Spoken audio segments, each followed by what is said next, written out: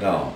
And another thing, I told my friend last night in our condo where I live, I said, he was not the big man on the campus. Yeah. A lot of people, oh yeah, I got to tell you, this is funny.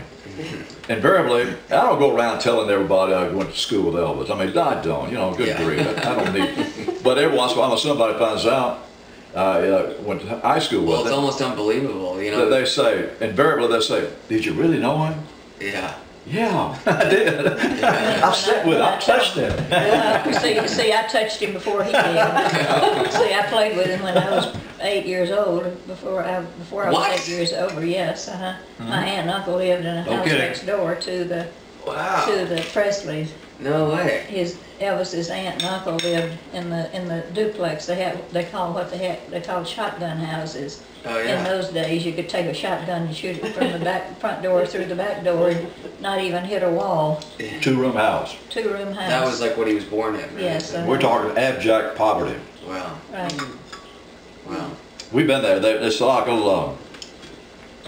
a historical place. Now, we were there a few years back where the original house, of course, they've got it fixed up a little bit, but it's still, I mean, it's 2 rooms. Yeah.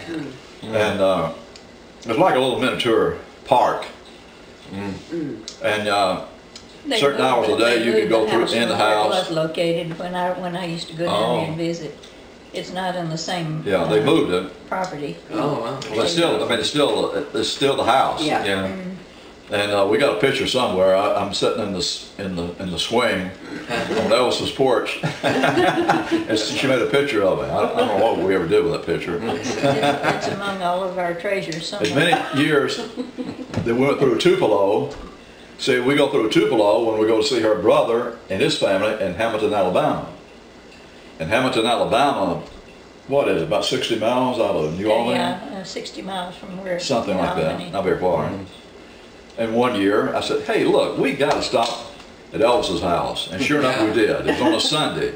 And whoever was in charge of it wasn't there, but we still, you know, I still got up there in the swing and she made a picture of it. The museum, the house part wasn't open, but the museum and you know, you could walk around the properties there and look at various things. So you were his next door neighbor growing up then? No, my aunt and uncle were. Your aunt and uncle were. My aunt used to babysit Elvis while Gladys, his mother, went out to do washing and ironing for people.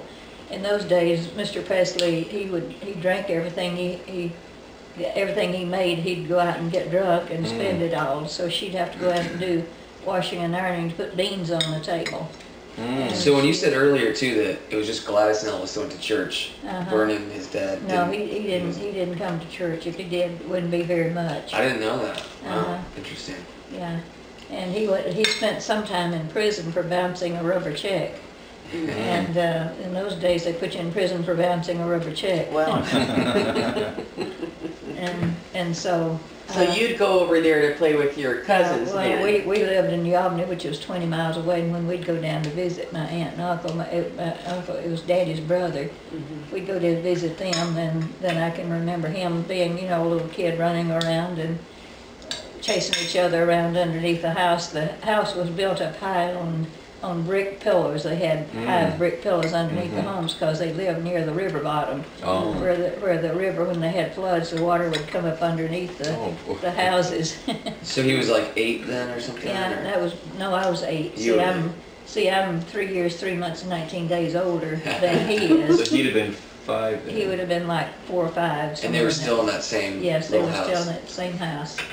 And the funny thing, I never did meet his mother while I was there. But Oh, that would have been great. she was gone or somewhere when we were down there. But I didn't meet her, and So you met Vernon though? yes, well, no, I didn't. No, he wasn't around either. So Elvis was all by running himself? around. Well, Were no, you- your aunt, My aunt was. Oh, that's right, okay. They'd watch after him. Okay. And then my uncle died. The reason that my uncle died when I was 8, so we never went back down there again. That was the last time I saw him, was when he was a little kid, he was still wearing diapers, running around barefoot.